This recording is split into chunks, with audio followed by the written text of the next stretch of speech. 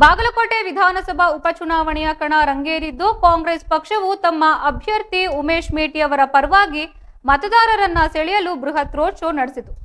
ಈ road show ನಗರದ ಪ್ರಮುಖ ಬೀದಿಗಳಲ್ಲಿ ಸಂಚರಿಸಿದ್ದು ಕಾಂಗ್ರೆಸ್ ಕಾರ್ಯಕರ್ತರು ಮತ್ತು ಬೆಂಬಲಿಗರು ಉತ್ಸಾಹವನ್ನ ಹೆಚ್ಚಿಸಿದ್ದು. ಕಾಂಗ್ರೆಸ್ ಅಭ್ಯರ್ಥಿ ಉಮೇಶ್ ಮೇಟಿ ಮತ್ತು ಶಾಸಕ ಜಮೀರ್ ಅಹಮದ್ ಖಾನ್ ಅವರು ತೆರೆದ ವಾಹನದಲ್ಲಿ ರೋಡ್ ಶೋನಲ್ಲಿ ಭಾಗವಹಿಸಿದ್ದರು. ಮೆರವಣಿಗೆಯು ನಗರದ ಬಿಳ್ಳೂರು ಅಜ್ಜನ ದೇವಸ್ಥಾನದ ಸಮೀಪದಿಂದ ಪ್ರಾರಂಭವಾಗಿದ್ದು ಮತ್ತು ಹಳೆ ಬಾಗಲಕೋಟೆ ನಗರದ ಪ್ರಮುಖ ಬೀದಿಗಳಲ್ಲಿ ಸಂಚರಿಸಿತು. ಈ ಸಂದರ್ಭದಲ್ಲಿ ವಿವಿಧ ಜಾನಪದ ಕಲಾತಂಡಗಳು ಮೆರವಣಿಗೆಯಲ್ಲಿ ಭಾಗವಹಿಸಿದ್ದು ಜನರಿಗೆ ಮನರಂಜನೆ ನೀಡಿದೆ. ರೋಡ್ ಶೋ ನಗರದಾದ್ಯಂತ ಸಂಚರಿಸಿದ ನಂತರ ಬಾಗಲಕೋಟೆ ನಗರದ ಬಸವೇಶ್ವರ ವೃತ್ತದಲ್ಲಿ ಬಹಿರಂಗ ಸಭೆಯೊಂದಿಗೆ ಮುಕ್ತಾಯಗೊಂಡಿದ್ದು. ಬಹಿರಂಗ ಸಭೆಯಲ್ಲಿ ಮುಖ್ಯಮಂತ್ರಿ ಸಿದ್ದರಾಮಯ್ಯ, ಸಚಿವ ಸತೀಶ್ ಜಾರಕಿಹೊಳಿ, ಸಚಿವ ಎಂಬಿ ಪಾಟೀಲ್, ಸಚಿವ ಆರ್ಬಿ ತಿಮ್ಮಾಪುರ, ಶಾಸಕ ವಿಜಯಾನಂದ ಕಾಶಪ್ಪನವರ್ ಸೇರಿದಂತೆ ಹಲವು ಕಾಂಗ್ರೆಸ್ ಮುಖಂಡರು ಭಾಗವಹಿಸಿದ್ದರು.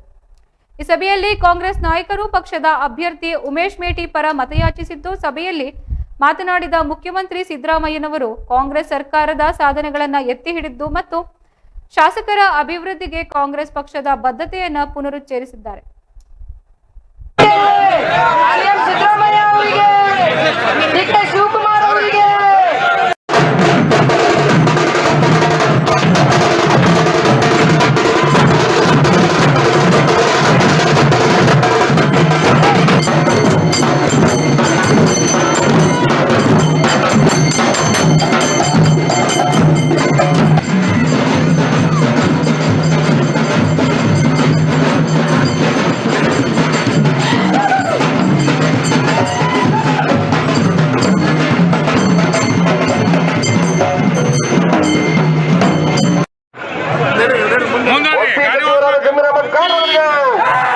ವಸತಿ ಸಚಿವರಾಗಿರುವ